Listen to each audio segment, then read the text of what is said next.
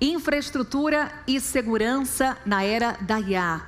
Como o país pode se tornar o celeiro global de data centers e se preparar contra ataques cibernéticos?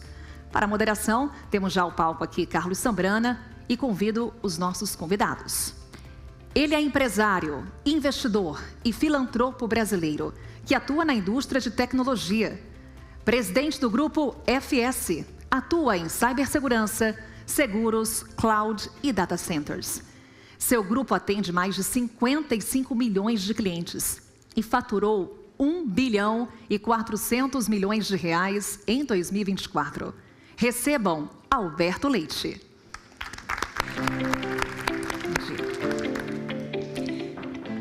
E a nossa convidada é VP de Cibersegurança da Microsoft América Latina desde janeiro. Foi presidente da Microsoft Brasil por 6 anos. E em 2020, lançou o plano Microsoft Mais Brasil para promover o uso da TI no desenvolvimento sustentável do país. Bem-vinda, Tânia Cosentino, por favor.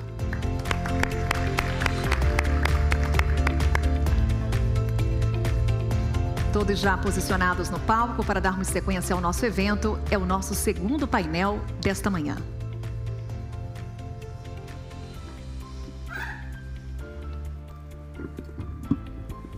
Bom, obrigado pela presença dos dois.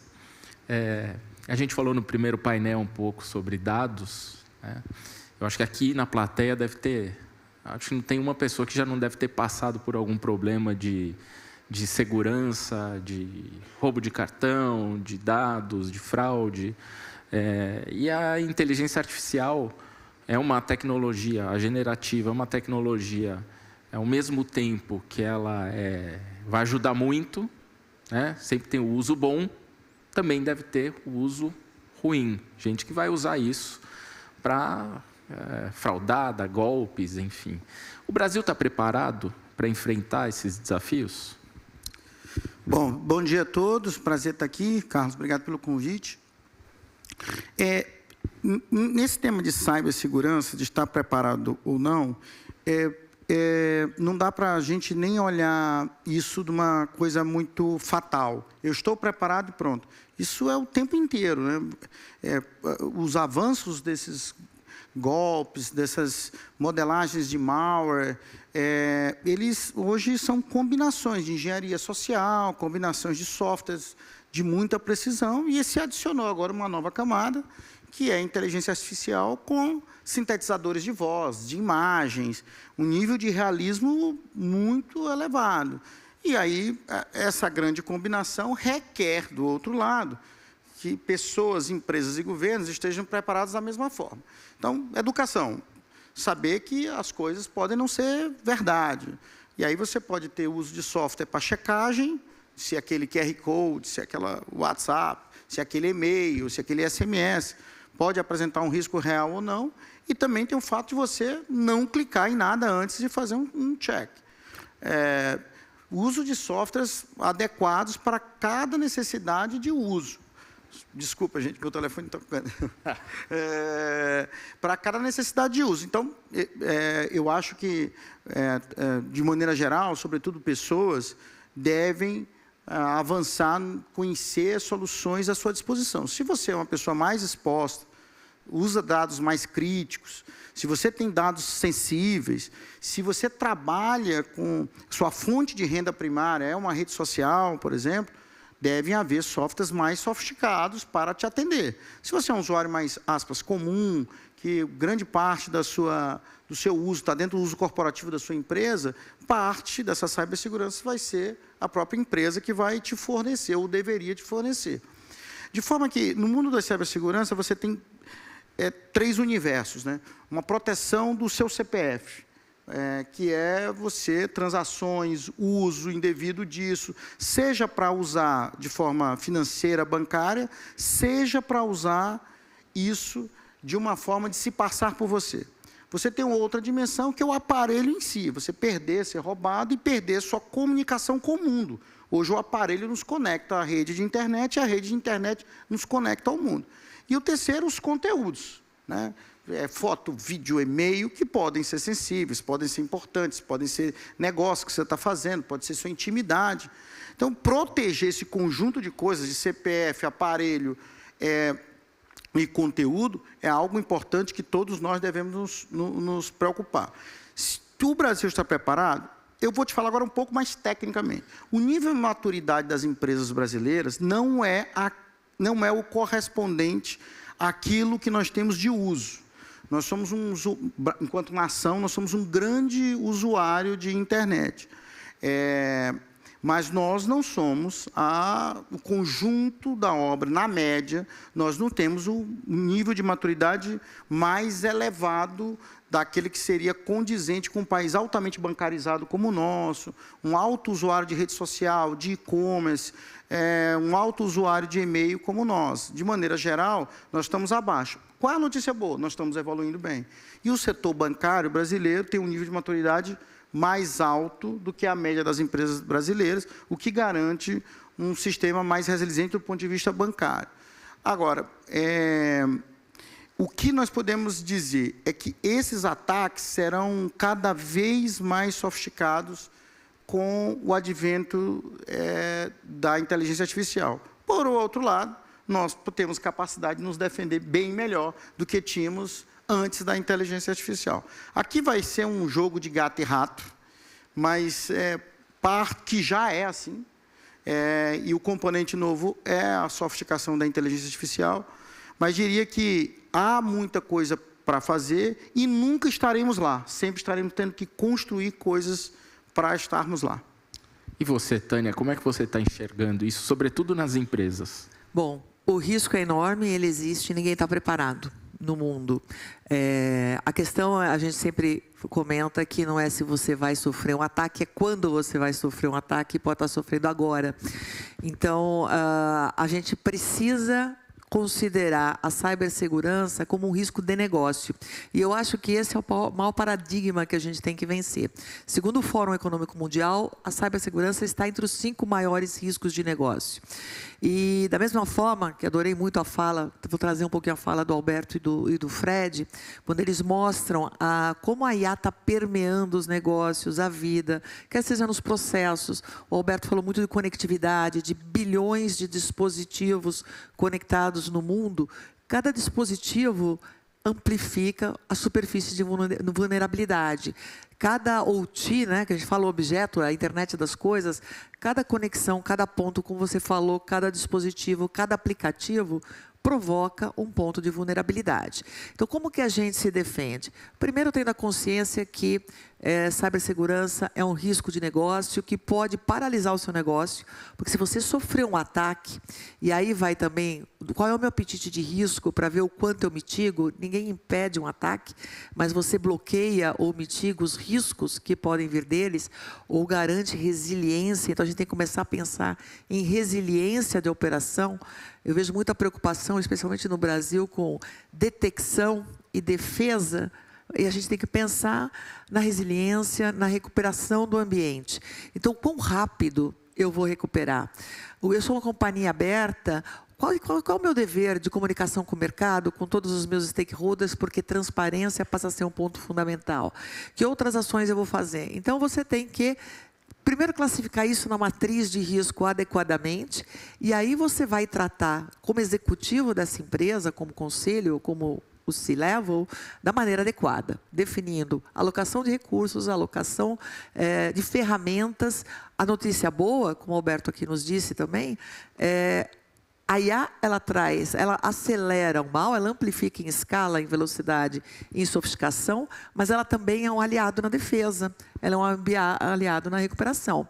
Então, eu tenho como desenhar o meu plano de contingência, o meu plano de continuidade de negócios, e fazer com que esse plano seja empoderado pela IA. Então, o risco existe, ele precisa ser melhor classificado aqui no Brasil e no mundo. Da mesma forma que a gente vê os CEOs, fico super feliz de ver o Alberto Griselli e o Fred falando de IA, e eles incorporando, e eles liderando, e liderando por exemplo, e liderando nas conversas, nas falas. É a mudança cultural vem daí, e eu acho que a gente precisa provocar uma nova mudança cultural, que é a considerar a segurança a importância, uma prioridade número 1 de qualquer empresa. E nós, como indivíduos, também, porque o Alberto aqui falou muito bem, é a sua foto, é o seu documento, a sua vida, os sites que você acessa, que também podem vazar para o mercado. Então, como nós começamos a tratar, ou inserir dentro das organizações uma cultura de cibersegurança. Isso é importante porque não adianta você colocar os melhores dispositivos de proteção do planeta, com todo o avanço de IA e agentic AIs, se um indivíduo clicar no link errado. Então, a gente tem que falar de educação, a gente tem que falar de participação das pessoas, a gente tem que falar numa cultura de segurança. Eu que trabalhei grande parte da minha vida na indústria e falava em segurança na fábrica, eu faço o mesmo paralelo. Então, a gente precisa, o risco existe, ele está com certeza batendo na porta de todas as nossas empresas nesse exato momento. Ferramentas de defesa, proteção e recuperação existem, estão cada vez mais poderosas, mas nós precisamos incorporar e entender que é um problema, que cada um de nós tem um papel a fazer, e temos também que capacitar muita gente, porque nos faltam tanto profissionais de TI no mercado brasileiro e no mercado global, e faltam, especificamente no mercado de cibersegurança, nos faltam 4 milhões de profissionais no mundo. Os hackers estão aí em abundância, sem limitações, com ROI enorme. O crime cibernético movimenta 8 trilhões de dólares por ano, até 2030 serão 20 trilhões de dólares por ano, é praticamente a terceira maior economia do mundo, e nos faltam profissionais para defender. Então, precisamos também ter políticas públicas e apoio das empresas para formar o maior número de pessoas possível nesse sentido. O desafio é enorme, ninguém está pronto para ele, e acho que temos um gap de defasagem de maturidade, como o Alberto aqui mencionou, mas a gente precisa acelerar, porque o Brasil é um alvo, um grande alvo no mundo para esse tema. Vocês falaram bem que esse é um ponto importante, todo mundo sabe que precisa fazer, mas o que eu queria saber é o seguinte: as empresas estão fazendo? Qual é o nível de... eu sei que tem que fazer, mas uma hora eu faço. Ou eu sei que tem que fazer, mas essa não é a prioridade. Como é que vocês estão vendo isso? Acho que aqui tem... Deixa eu comentar rapidinho. Eu estou me envolvida com temas desde 2019 e eu comecei a ver a preocupação após pandemia. Tem um momento importante antes e depois da pandemia. E eu vi o crescimento dos investimentos em cibersegurança e executivos de TI e os principais executivos da empresa falando mais sobre o tema. Então, era insípido o investimento em cyber naquele momento, pré-pandemia, e a gente percebeu substancial aumento dos gastos em cyber todos os anos, o que é muito legal. Só que os executivos de TI e de cyber estão sofrendo pressão porque a gente precisa de economia, a gente precisa de eficiência, então o budget está sofrendo uma pressão. E a questão aqui é, se eu vou usar mais inteligência artificial, com certeza eu vou precisar de mais segurança. Então, como você faz? Eu acho que aqui a grande mentalidade que a gente precisa incorporar, da mesma forma que cyber é risco de negócio, o custo de cyber é um custo do negócio e não um custo da TI. E eu acho que essa mudança de mindset, de falar aonde eu coloco esse meu custo, porque eu vou implementar IA e eu vou ter um benefício na área de contact center, como o Alberto Griselli comentou, ou na área logística, como o Fred comentou, otimizando a cadeia dele toda do Magalu. Agora, é justo, então, que essa área pague os custos da IA e os custos da proteção da IA. Então, se a gente não mudar isso, a pressão para a redução de custos vai ser brutal e a gente vai ver, sem atingir a maturidade, a gente vai ter a pressão de corte de gastos. Os bancos estão mais avançados, porque eles têm uma pressão por fraudes e por diferentes times. Então, já tem uma mentalidade mais voltada a risco e gestão de fraudes, mas, mesmo assim, a pressão por redução de custo vai ter. Então, eu acho que a gente precisa mudar essa mentalidade. Eu concordo plenamente. Eu acho que aqui, o que as empresas estão fazendo, você às vezes vê umas situações um pouco díspares entre empresas que estão super avançadas nos seus planos não só de detecção, prevenção, quanto de recuperação de negócio, da resiliência do negócio, e estão em níveis de maturidade super altos no Brasil. Geralmente, essas empresas, ou elas são bancos, ou passaram por grandes apertos, assim, foram invadidas, tiveram, e foi um pouco na dor o problema. Mas, na média, o que a gente olha muito é a mentalidade, essa cultura sobre o que é exatamente cibersegurança. E aí eu acho que aí nós aqui no Brasil, a minha convicção é que ainda temos um caminho a fazer. Você vê nos balanços daquelas empresas que a gente consegue enxergar as abertas, da expansão do gasto de cyber, ele está crescendo. Na velocidade adequada? Não, porque, de novo, você olha a dispare. Na média está crescendo, mas você vê umas que não estão e outras estão crescendo bastante. Então, você tem ali a flutuação é grande e distinta entre os níveis de empresa. O fato de maneira geral, hoje o Brasil, a sociedade, assim, tanto pessoas quanto empresas, nós estamos abaixo do nível de entender, a mentalidade de entender que se cibersegurança é um tema de continuidade de negócio ou é uma despesa lá alocada em TI, como foi muito bem dito aqui. E eu acho que aí é que nós temos uma diferença entre as empresas. Mas eu sou muito otimista, porque eu acho que isso é um processo. Nós estamos caminhando, talvez a gente pode questionar se a velocidade podia ser um pouco maior, mas eu acho que você teve aqui um avanço, por exemplo, na reforma tributária brasileira recém-aprovada, que, a despeito de críticas ao modelo, ao arcabouço, mas ela deu à cibersegurança, a muitas aplicações de cibersegurança, um benefício de redução de base de cálculo de imposto. Foi dado, portanto, a partir da sua implementação, que começa a partir de 2027, foi dado um incentivo às empresas a adotar por redução desses impostos. Então, eu acho que isso, o governo deu um passo aí, o governo, o Congresso, aqueles que desenharam o projeto. Do ponto de vista de mentalidade, a minha expectativa é que não seja pela dor. Embora o que a gente está olhando aqui, a dor está levando a melhora da mentalidade, mas a expectativa é que isso não seja dor, porque o atacante, alguém que te ataca, ele não ataca coisas que não rentabilizam. Então, normalmente, quem que é? Setor bancário, setor de saúde, setor farmacêutico, energético, telecom, onde tem monetização. E justamente são as mais críticas para nós, cidadãos, empresas e governos. Então, o que é mais atacado, o que é mais, onde tem mais interesse, é justamente aquilo que mais nos faz falta. Então, espero eu que... Agora, por exemplo, nós tivemos isso não é um problema brasileiro, que eu quero dizer agora para finalizar. Nós tivemos diante de um vazamento enorme, que não é exatamente não foi um vazamento em si, foi um reagrupamento de vários vazamentos, mas você está diante de 16 bilhões de senhas vazadas. Isso deve dar, assim, mais ou menos 2, 3 bilhões, porque a quantidade, uma pessoa tem várias senhas, então, vários acessos.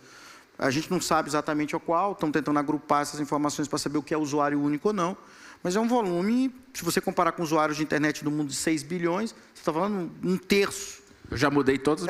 Um terço foi vazado. Então, olha a complicação que é isso. Quanto mais a gente digitaliza, quanto mais a gente adota IA, e eu acho que eu movimento minha empresa inteira sobre IA, mas a gente se expõe. Mas não tem problema se expor. Tem problema você não conhecer o problema e não tratar o problema. Não tem problema. Vamos assaltar no celular. Bom, se eu tomar todos os cuidados, eu vou mitigar bastante meu risco de assaltar o celular. Então, é sobre isso. É sobre como você trata e como você entende o problema. Muito mais do que qualquer outra coisa. Então, aí chega no ponto que a própria Tânia tocou, de que não adianta você ter todo o arcabouço de tecnologias, você ter todas as ferramentas, e aí um funcionário vazar, ou sem querer, às vezes algum dado. Como é que a gente consegue resolver isso? Tem até hoje, eu até mencionei no primeiro painel, né, de funcionários de empresas que pegam os dados da empresa, colocam lá no ChatGPT, ou no Copilot, ou em outro assistente, e esse dado que, em tese, era sigiloso, permanece na mão dessas empresas. Como resolver isso? Interessante a pergunta, porque Antes de começar com o painel, eu fiquei pensando, pô, o Fred, o Alberto e você, inclusive no teu speech, falaram de uma coisa tão abrangente, já foi tão completa, que coisa que eu vou falar aqui que agrega? E eu fiquei pensando, você falou assim, pô, o dado não é mais o petróleo, é urânio enriquecido, mas urânio enriquecido na mão do Irã ou de um país maluco é um problema. É a mesma coisa do dado. Se os dados não estão sobre uma governança, sobre uma gestão, vira um problema sério. Porque hoje a infinidade de dados que você cruza e que você dá acesso a todas essas IAs generativas, adicionou, é impressionante. Aí eu vou tentar simplificar a linguagem. Antes, como é que você dava os seus dados para as empresas prestadoras de grandes serviços conhecidos, como de redes sociais, de buscadores, etc., de instant message, etc., sem querer nomear o nome das empresas aqui, ela te conhecia através de um modelo de comportamento. Se você logasse também, ela tinha ali o teu comportamento estrutural, sei que é Alberto, sei mais ou menos a idade, sei que é o sexo masculino, e aí ele está buscando aqui, sei lá, carro Toyota Corolla. Estou inventando um exemplo qualquer. Então, eu já começo a combinar um conjunto de coisas. Mas, nessas IAs generativas, você passou a dar uma coisa totalmente diferente de enriquecimento de dados. Você passou a dar contexto e parte da sua visão de vida. Então, eu chego lá, olha, eu estou aqui querendo entrar no negócio XPTO, quero que você analise meu concorrente. Além do dado estrutural que ele já tinha antes, agora ele já sabe que você está bolando de negócio. Agora ele já sabe onde você está mirando e você vai colocando mais prompt. Quero investir tanto, ele já sabe o seu bolso, já sabe onde você está mirando. Quero contratar, quero selecione para mim. O nível de dado, de informação que é dado para o treinamento e para a melhor resposta, tá? É infinitamente maior do que nós tínhamos até 2023. Em 2 anos, a mudança é brutal nesse nível de tiro. Recentemente, uma juíza americana, um juíza federal americano, determinou, por conta de uma investigação, que a OpenAI, o ChatGPT, não apagasse os registros completos de várias contas. A montoeira de dados que ele mandou de um usuário, a quantidade de dados que já estava naquele usuário do ChatGPT, em tão pouco tempo de uso, é uma coisa colossal de dados. E aí você se dá conta de que o tanto de dado que eu estou mandando. Mas eu vou falar agora o exemplo da beleza disso, né? O CFO do grupo nosso, esse final de semana, estava analisando balanços de concorrentes nossos. E jogou lá na inteligência artificial do Google, Gemini, e rapidamente fez lá um prompt lá e deu vários indicadores que ele queria saber e tal. E o processo anterior, ele teria que mandar isso para os nossos analistas, para olhar, revisar, e blá, blá, blá, e demoraria 2 semanas. Conta simplesmente um prompt de 10 minutos e todas as respostas vão lá. E o Gemini ainda falou, você quer que eu transforme isso num podcast, infográfico, e etc., muito mais completo. Então, não podemos abrir mão nenhuma empresa dessa produtividade, mas nós precisamos fazer a governança desse dado que está lá. Então, portanto, urânio enriquecido, sim, mas na mão das pessoas que sabem usar esse urânio enriquecido e para o fim correto. No caso do urânio enriquecido, para fim de garantir uma energia 100% limpa e uma energia altamente concentrada, é ótimo. Mas para fazer bomba nuclear na mão de quem está disposto a dar a sua vida para destruir a vida dos outros, é um péssimo negócio. E assim vai na governança do dado. Legal. E você, Tânia, como é que você enxerga esse tema? 2 palavras, cultura novamente, governança. Ele falou bastante de governança e é por aí. A gente fala muito em cibersegurança, mas a gente precisa falar em privacidade de dados. Começa pela identidade e também começa por higiene básica. Então, aí você tem ferramentas hoje, a IA te permite monitorar tudo. Então, eu posso definir que IAs generativas eu permito na minha empresa. E eu posso classificar que tipos de dados cada IA pode buscar ou não. Vamos pensar que eu trabalho na Microsoft, então é lógico que a minha IA número 1 e a mais segura, né, para a gente manipular documentos confidenciais é o Copilot. Mas eu também posso usar a Gemini, eu também posso usar a DeepSeek. Provavelmente, se eu estiver trabalhando um projeto de M&A e eu fizer uma pergunta dentro de DeepSeek, ele não vai responder. E provavelmente, se um projeto de M&A não for da área de cibersegurança para a América Latina, eu também posso perguntar no Copilot e não vou responder. Então, da mesma forma quando a gente pensa em implementação de ERP, e a gente fala aquela famosa segregation of duties, né? Que é a segregação de responsabilidades, quem faz o quê? Que dado você acessa e que dado você não acessa, que plataforma você acessa, isso é a coisa básica que você tem que começar para implementar um projeto de IA. Então, é a tua arquitetura de dados e toda a arquitetura de quem vai acessar o quê. Aí você estabelece a governança, você treina as pessoas e você coloca ferramentas de monitoramento. Hoje nós já temos ferramentas de IA e agentes que fazem exatamente isso. E ele vai identificar, porque tem um funcionário que, por equívoco, coloca um dado confidencial da empresa e sobe para uma IA generativa, e tem um funcionário malicioso que ele é pago, você compra um funcionário muito fácil na Deep Web. E aí, aquele funcionário que ganha, às vezes um atendente de call center que ganha aquele salário muito baixo, ele vai fazer 10, 20 vezes isso numa única... ele vai se logar e num único acesso ele já abre espaço para o hacker, né? Então a gente fala, o ataque sofisticado não é um ataque, o hacker se loga, penetra na empresa e começa os movimentos laterais. Então, como que eu consigo monitorar em tempo real se aquelas pessoas que têm a autorização para acessar certos tipos de dados estão realmente fazendo seus acessos? Ou se elas estão tentando buscar formas artificiais de burlar o acesso, que é o Direct Prompt Injection. A gente vê manipulação de prompts para poder tentar acessar o que não deveria. Então, como que a IA pode me trazer isso? Como que a IA pode monitorar comportamentos maliciosos? E aí ela vai conseguir identificar tendências de execução de fraude.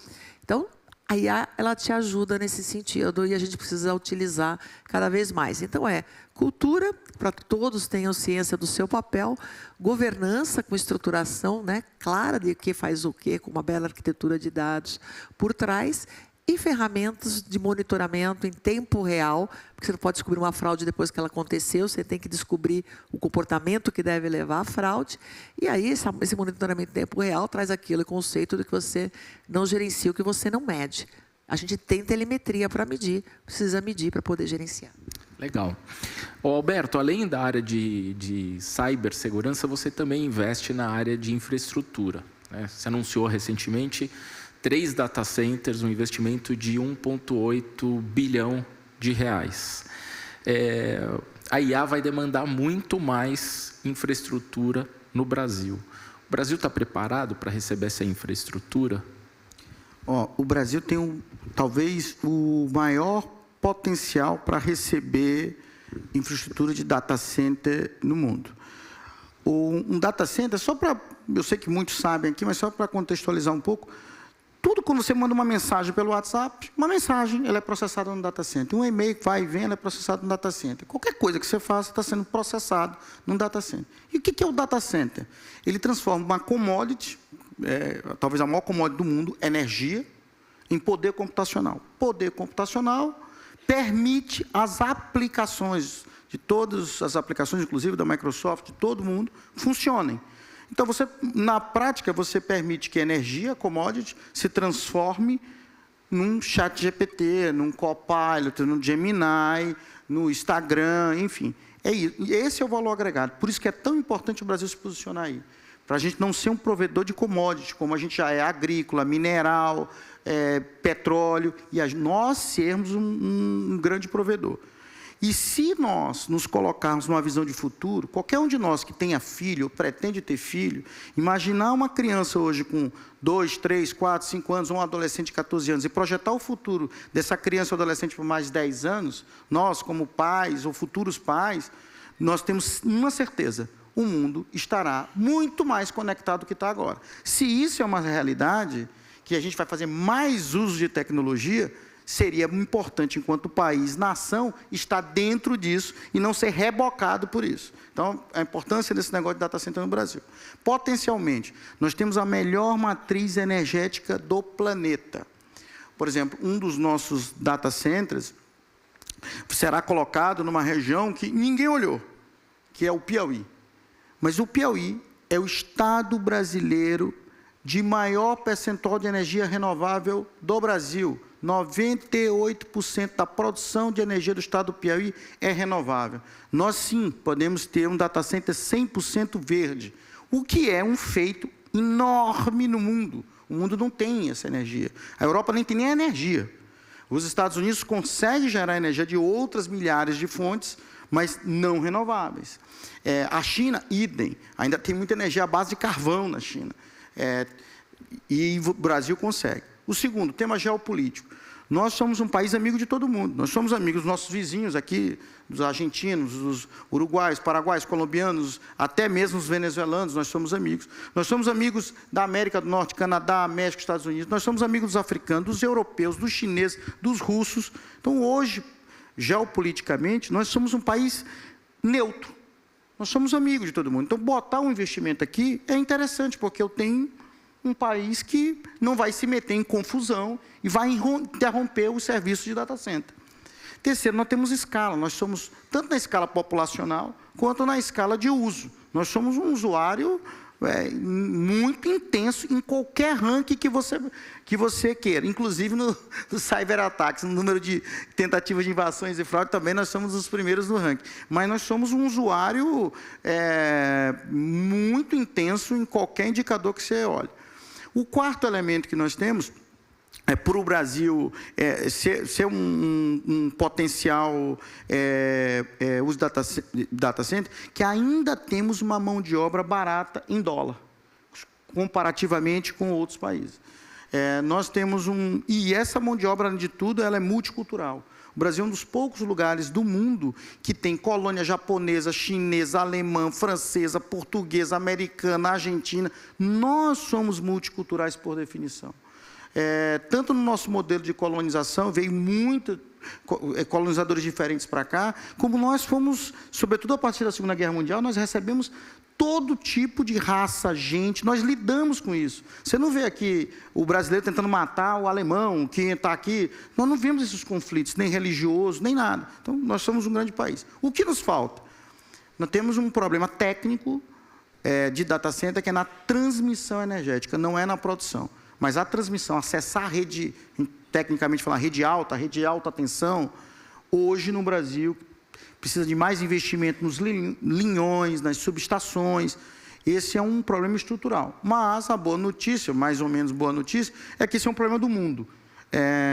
Um data center, assim, para dar uma dimensão, de 60 megas de poder computacional, é mais ou menos uns 90 megas de energia. Existem pouquíssimos hoje consumidores no Brasil que têm um parque desse. Para dar uma dimensão, o estado do Piauí consome, em média, mensalmente, quase 1 giga, que seriam 1000 megas. Seriam 100 megas. 1000 megas, melhor dizendo. Um data center sozinho faz 6% de todo o estado, numa área de 30 mil metros quadrados. Então, ele é muito demandante de energia. Mas a beleza disso é que você transforma a energia em produto acabado. E essa cadeia de você pegar uma energia dessa e transformar num produto altamente sofisticado como o Copilot, nós não temos o direito no Brasil de ficar fora. Então, respondendo a tua pergunta, nós temos potencial enorme, mas nos falta um problema técnico na transmissão e nossa estrutura fiscal e de LGPD está totalmente inadequada.